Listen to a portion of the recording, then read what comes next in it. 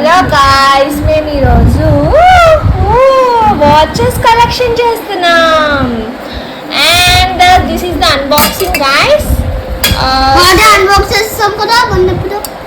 This is black colour, this is BTS colour. అది pink, BTS purple అన్న ఇదన్నా ఒకటేనా?